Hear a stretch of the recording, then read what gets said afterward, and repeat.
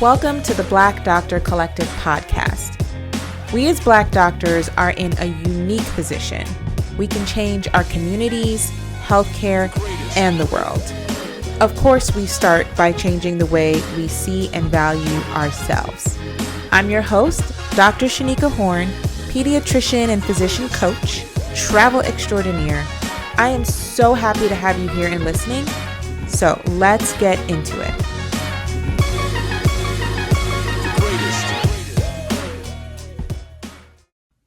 Hey, have you heard about my upcoming Masterclass Contract Secrets?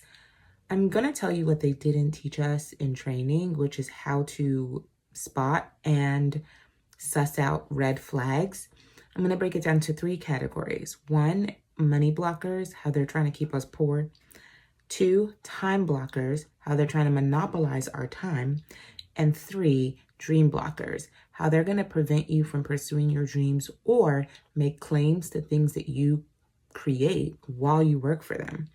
Why this is not a mandatory part of residency or fellowship training is honestly beyond me, but we're going to break it down. In order to register, you can use the link in the show notes for this episode, or you can use the link on Instagram in my bio. I hope to see you there. Bye.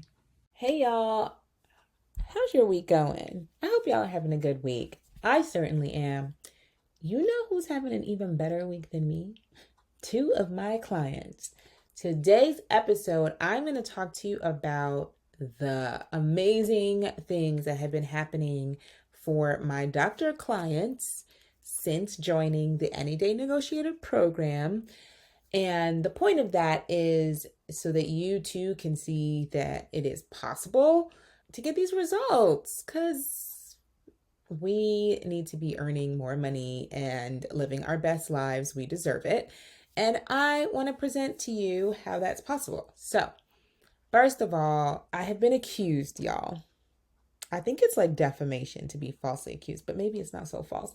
I have been accused that I have not been sharing my client testimonials. Now, if you've ever been on a sales call with me, or if you are one of my clients, you have probably heard the stories of other clients and their successes, but I think I have not been doing a great job about sharing it with the rest of the world. So you're welcome. Here I am sharing.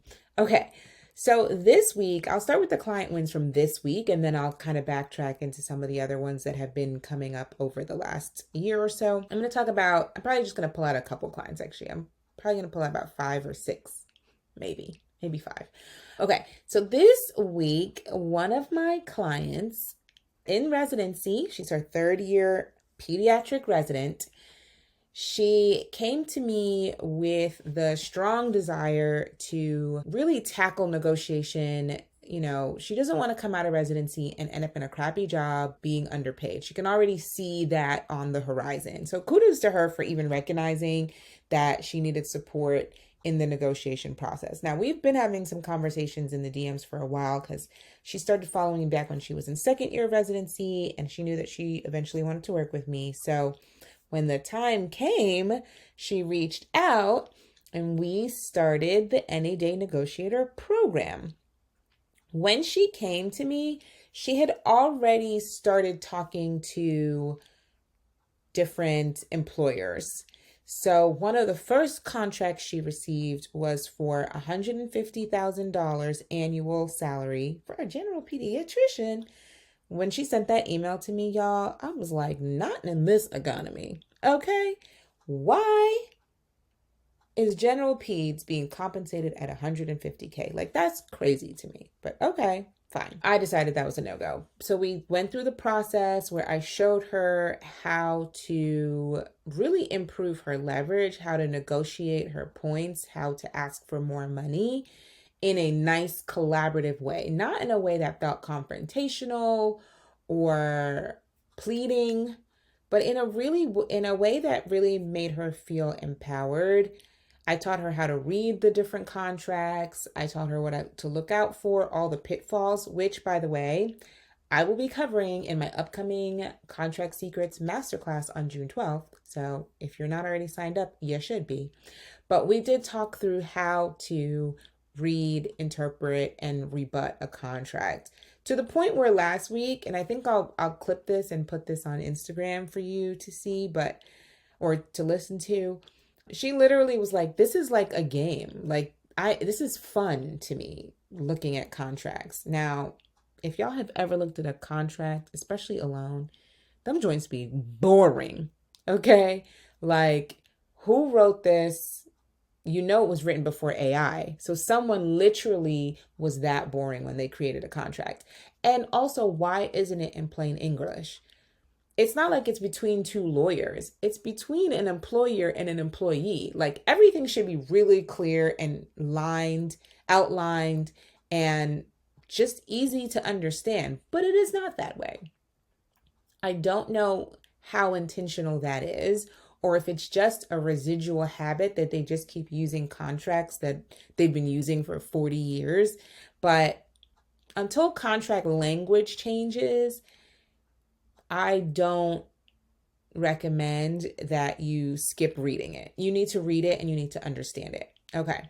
So that being said, she's decided that actually contracts and negotiation has become like a fun little game to her. I think also because she's been winning.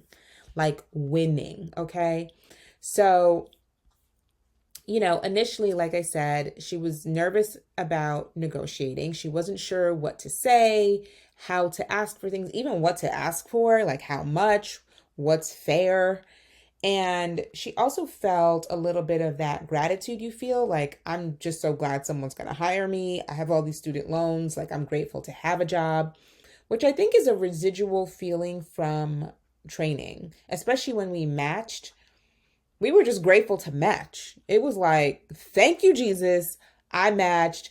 I just needed a job. I just need to continue my training. I didn't want to spend another year like without a prospect or something, right? So we have that attitude, like, thank God I got into med school. Thank God I found the right clinicals. Thank goodness someone picked me to match into a residency. But when you become an attending, that attitude has to shift, because in actuality, now it's your license and it's everything you've worked for is coming to fruition. And this is not about gratitude. You front loaded the risk, the expense, all the time. And so now it's time to get what you want. So, she was entering this contract season feeling like, well, I should just be grateful. If I don't take the job, someone else might take it. And so all of those things we cover in the program, to the point where she feels so good in negotiating that she is like left and right, writing off emails, asking questions, making counterpoints. And the job is so thrilled with her. They are absolutely offering her all the things that she's asking for with ease. Like, she could not even believe how good it has been. So some of her wins, because I know that's what y'all are waiting for.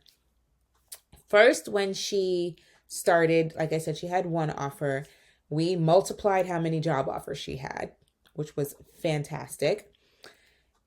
Then, essentially, by the time we finished looking at different jobs and securing different contracts, instead of being offered $150, she was being offered $215, right? So that's already a $65,000 difference from where she was when we met. So now she's this job offer that's $215, working 5 days a week, and she realizes she don't want to work 5 days a week. Now, maybe she's been hanging around me too long, because I don't do full-time. I'm not a proponent for full-time. I want to live my life. I don't want to be at work more days of the week that I'm not. So she has decreased her contract to 4 days. Now, that matched with the salary. So the salary was for full-time, 5 days a week, 40 hours. So they said, okay, well, if you're doing 4 days, 32 hours, we have to reduce the amount of the contract. Fine. The reduction of the contract is still, like, I want to say it's almost $200K. So instead of taking that job straight out of residency, the first offer of $150 at 5 days a week, she now stands to make close to $200K working 4 days a week, fresh out of residency as a general pediatrician doing outpatient. Y'all, Now, listen, if you're in another specialty and you guys make $1 million or whatever you make, don't judge us pediatricians. This was better than her initial offer, and that's always my goal. She's earning tens of thousands of dollars more than her initial offer. She's working not a full-time schedule. So instead of working 5 days, she's working 4. She texted me to tell me that, because we had some questions about the length of the contract. I do not like a 3-year commitment. I don't think it's right for a job to require you to sign on for 2 to 3 years personally, especially 3 years. It's like a whole new residency when I don't even know if I like you yet. Like, you haven't courted me enough for me to want to commit 3 years of my life to you. And there's penalties for doing that, right? So sometimes you have to repay your sign-on bonus if you quit before a certain time frame, or they just give you different stipulations for breaking your contract. And so for me, I'm like, knowing that I might want to break my contract if y'all don't know how to act right, I don't want to sign a 3-year contract. So she asked about that. And they're allowing her to do a 2-year instead of a 3-year. So they've cut a whole year off her contract. Now, she doesn't have any intentions of leaving. Like, obviously, she's going into the job feeling like this is where she wants to be. She chose the place based on a wide variety of factors. But you also need to protect yourself, right? You don't want to end up in a job where it's not as it was presented, and then you feel stuck. You can always get out of your contract, by the way. There are ways. I'm helping people do that all the time. Actually, I'm going to share that client as well. But yeah, so congratulations to my client who is earning more, working less, has a shorter contract, and amongst other things, right? There's other things that she's navigated in her contract process. Okay, next client. I have a client, last year of fellowship. She's in family med, and she came to me with what she felt was her dream job. Returning to her home state, posh institution, great reputation, but their offer was crappy. And it turns out when she did go for the site visit that the population they served was not one that she was interested in serving. It was just more of a well-resourced population. If through our work, we ended up, I always diversify your options. That's the first thing, is you should be able to see all the different job options you have before you make a decision. Like, I get it, something's your dream place, but also part of negotiation is still looking at what all the options are and weighing everything before you make a final decision. During our process, she had 7 or 8 more job offers. Then, by comparing the job offers, she recognized that she actually really wanted a job serving her community. She ultimately ended up choosing a job in her home state, same state as that dream institution she initially was aiming for, with a job contract that offers $75,000 more than her dream institution. $75,000 is more than most people's annual salary. And that's how much more she's making in a year, fresh out of fellowship, because we were able to use the Any Day negotiation process. Not only did she get an additional $75K, she got an additional sign-on bonus plus another $15-20K in relocation fees that she doesn't have to reimburse in her dream state, in her dream community. I think I need a soundtrack behind with a round of applause and cheering. I need to figure out how to add that to the podcast. I'm not that tech savvy, but if there was a time for a round of applause in a cheering section, that would be now. She was really able to negotiate up almost $100,000 more in the base salary plus her relocation plus her sign-on, solidly $100K. All because we went through the Any Day Negotiator Program process. That framework is so fire. Listen, we've done that. She's about halfway through the program, and we have so much more to do. You might be wondering what else is there to do, but I don't just help you negotiate your contract. We got to talk about setting you up for success in that job. So, what do you need to ask for during your orientation process? What kind of support are they going to offer you for you to be the most successful physician you can be in that job? Do you know that you have a charting issue and you need scribe access or dragon dictation or support from billing and coding? There's so many things that you could ask for, and I teach my clients how to get all of those things. So it's not just money, timing, length of contracts, removal of non-competes. It's a whole bunch of other perks too that you should be asking for. And they're getting it. They're getting all of the things. She even redesigned her FTE breakdown. Listen, she's so technical in this contract speak that you would think that she was the contract attorney. My clients become so proficient at contract language, communication, that these jobs are thanking her and giving her everything that she's asking for. They're both getting everything they're asking for. Like everything. It is amazing. Oh, she also, because she reads her contract and because we read all the documents that are available to us, she found a discrepancy in the contract versus the employee handbook that allotted her 40 more hours of vacation time. Y'all, that's a whole extra week. So she's getting an extra week of vacation time because she properly read and understood her contract. I'm so hyped about it. I don't know if you can feel my energy, but I'm legitimately giddy with excitement. Because who doesn't want an extra week of vacation? What? Crazy. Okay, so those are my two clients. These are the ones that are in active negotiation processes. They are winning. I love to see Black doctors win, especially Black women. This is like a special place in my heart. I'm happy to help non-Black doctors, obviously, but I feel like we have a special struggle sometimes, and we work through a lot to get to be where we are. And so it's just beautiful to see us win. And I quote the study from 2023 a lot that says, I think it was New England Journal of Medicine. I always botch this. Y'all can Google it.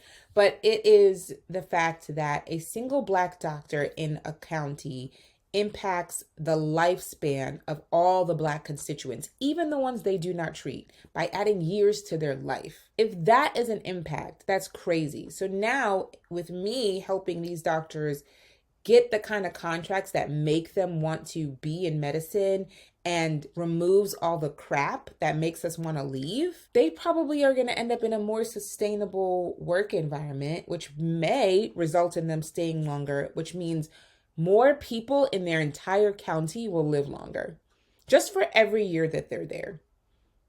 That is crazy impact.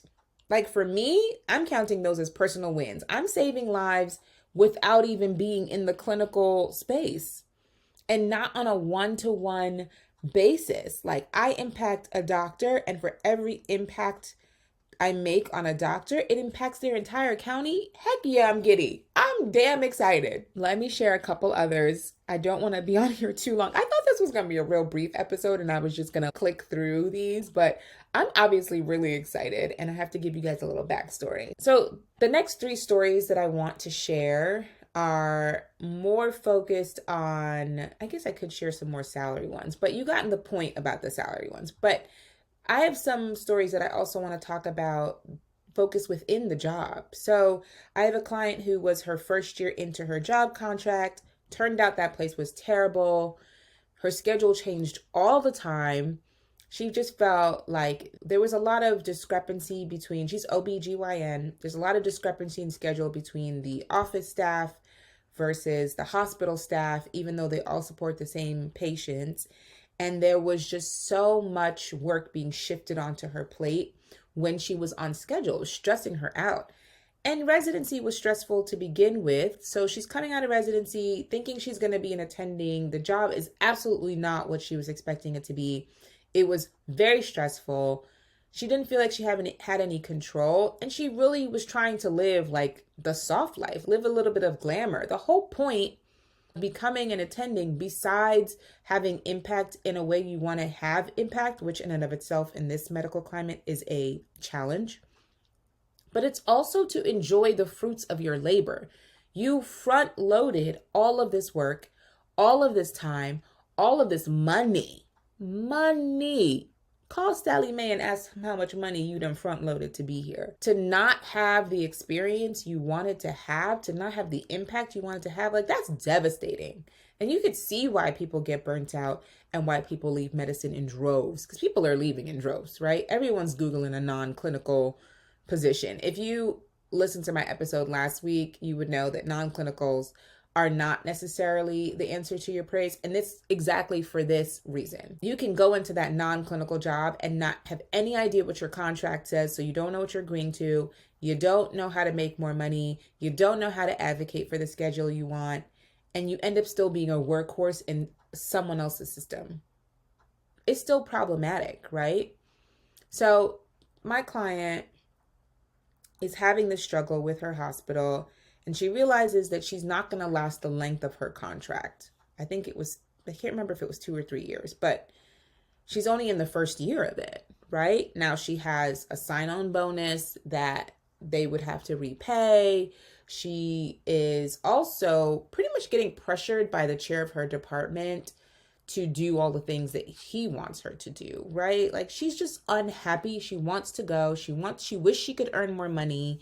She had a vision for her life. None of that's coming to fruition. And then she met me. Within a few sessions of us starting to talk and examine the situation for what it is and talk about her options, about how she can leave, how to get around this sign-on bonus or not, she messages me like after maybe, we must have only met twice at that point, 2 or 3 times. She sends me a text and I have resigned from my job. She submitted her resignation, y'all. She felt so comfortable and so confident that she could have the life she desired by leaving this job. And she knew, this is even before we started prospecting other jobs, but we had talked about how to prospect for other jobs and how many options were available to her. She felt so confident that she submitted her resignation. Now, hospital resignations are like 3 to 4 months, y'all. If y'all haven't read your contract, and unless you're like in a no-fault state like New York, where you can technically leave at any time, then you have to give a whole lot of notice. So yeah, she's giving like months worth of notice, but I think it was like 6 months was her contract, which let me tell y'all, I will never let y'all sign that. Y'all can't be given 6 months notice. That's crazy. But yeah, so she was able to submit her resignation. So she submitted early because she knew she wanted to leave in the next 6 months. And since then, she secured a locums position where she works significantly less hours. They pay her to travel. They pay for her hotel. They give her flexibility. She's working significantly less hours and getting paid more than her job. Now, we figured out also some loopholes that kept her on staff at said job so that the sign-on bonus thing is less of an issue. Gotta know how to win it. Gotta know the game. We were able to bypass a couple things and get her to have that higher salary, more freedom. Y'all, she was on vacation like 2 weeks ago. She took her mom on a birthday vacation. That is how she's doing. She's feeling good. She's making money. She gets to hang out with her family. She gets to treat them. Those are the things you envision about your life when you sign up for medicine, is that by the time you finish all of this training, you're going to get to do things for the people you love. You get to spend time with the people you love. But if you are not careful and your contract is shady, that is not the case. So that's another client. I have a couple more clients. One who was transitioning to a fellowship program and feeling very much that resident mindset of deferring a lot of decisions. Like you defer to your attending the whole time you're in training. And all of a sudden, they want you to be autonomous. I learned that in fellowship because my fellowship, you acted as an attending the minute you got there. And I was legit shocked because I thought with being in a fellowship, I was going to have a guidance. So I wasn't even mentally prepared for the shift, but it happened.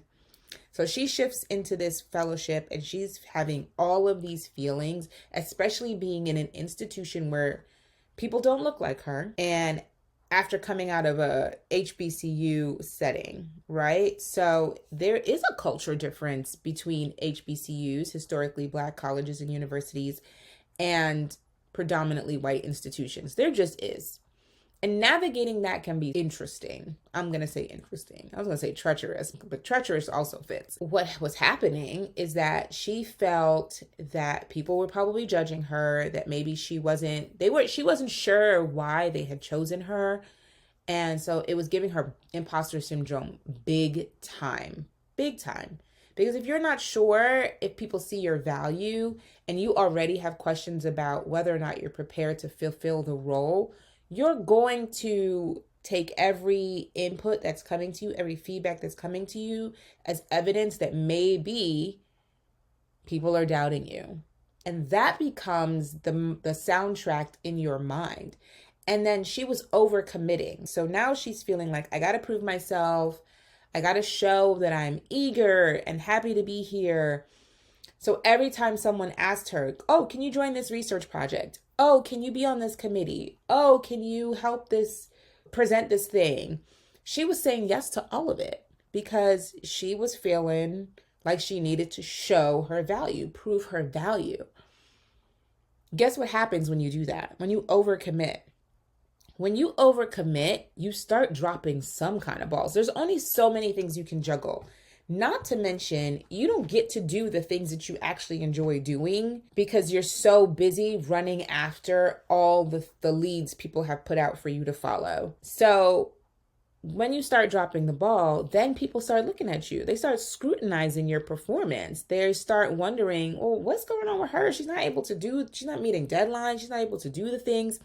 And so it's just a self-fulfilling prophecy where because she was feeling inadequate, she tried to prove herself by people pleasing and overcommitting, which then resulted in her dropping the ball, which made her look inadequate. Like it's so cyclical.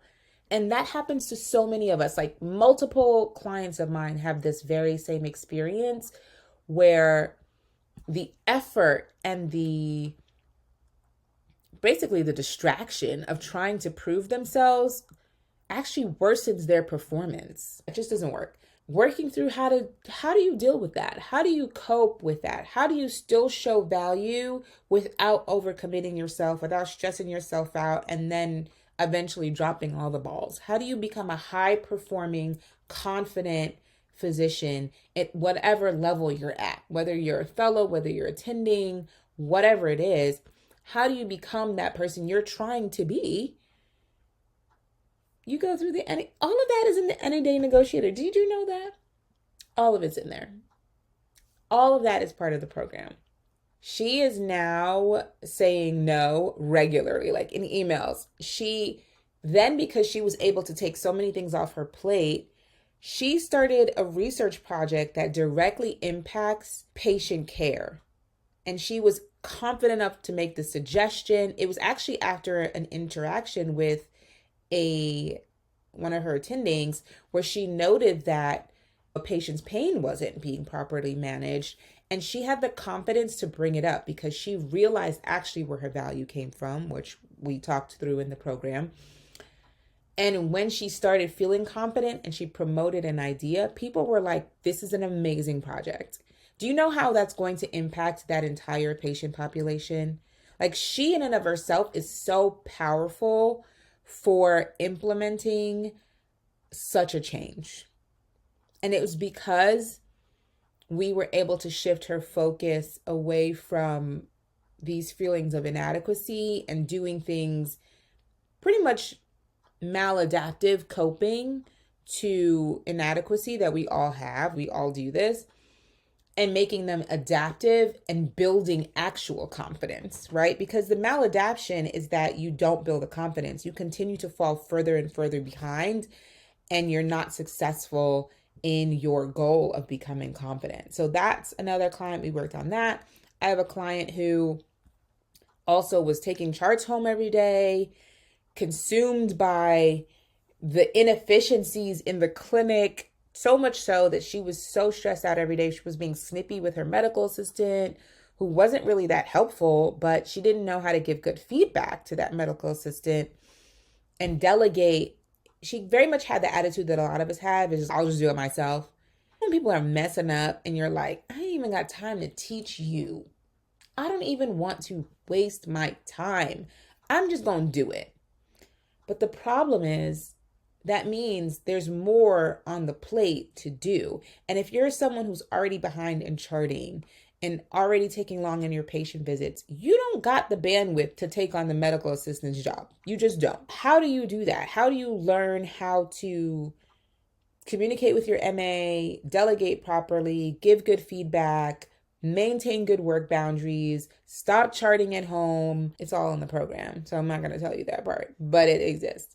There are ways to do that. And to the point where she was successfully able to significantly reduce how much charting she did at home. She was completing charts during the workday.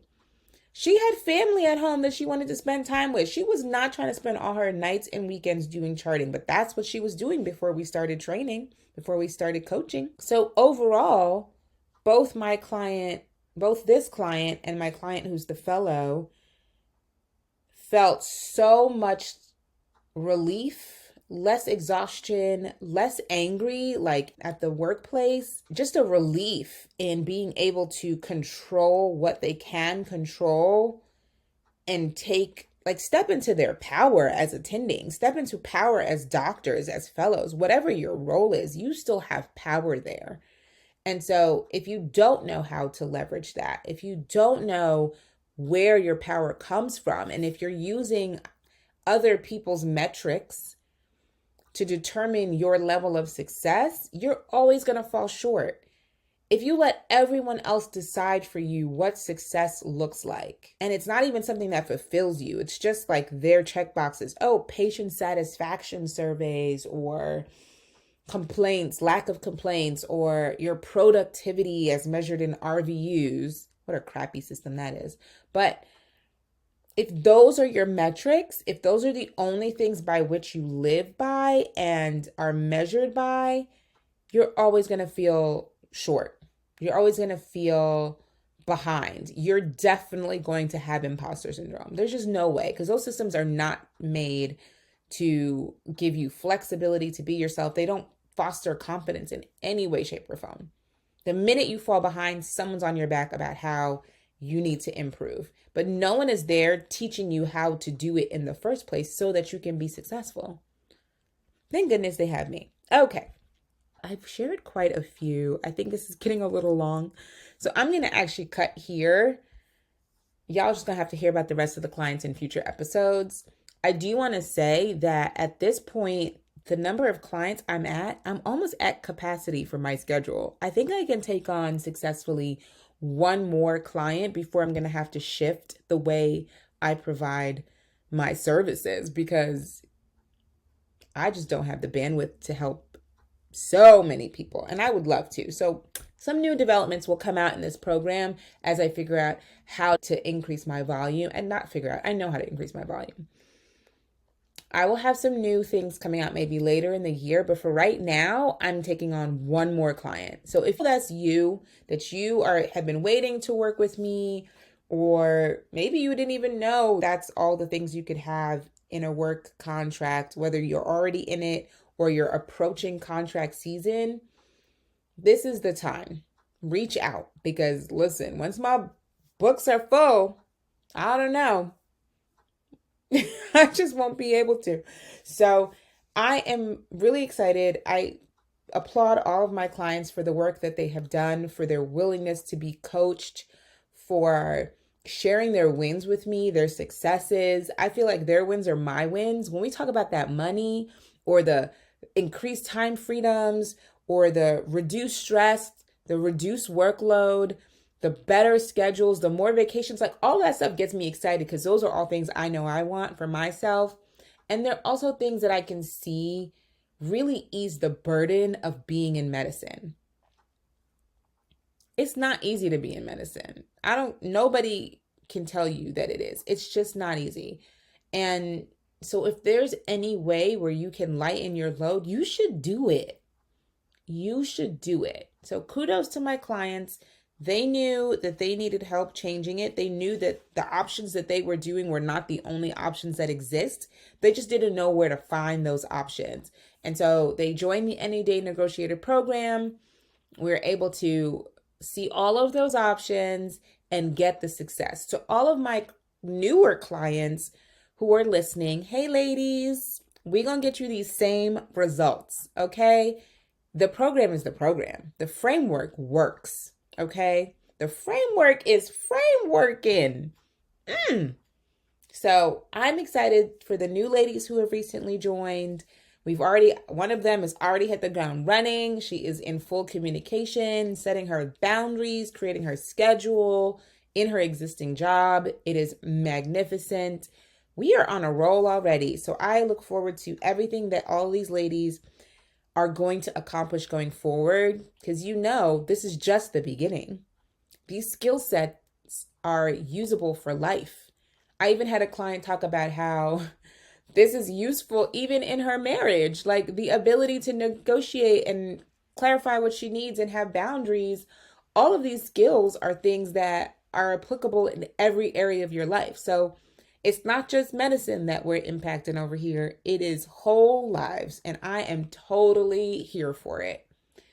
If you're interested in the Any Day Negotiator Program, please, you can email me at theblackdoctor@gmail, the BLKdoctor@gmail, or you can find me on Instagram at theblackdoctor if you don't follow me there already, and send me a DM. You can just DM me the word coach or email me the word coach. I have people that email me the word coach.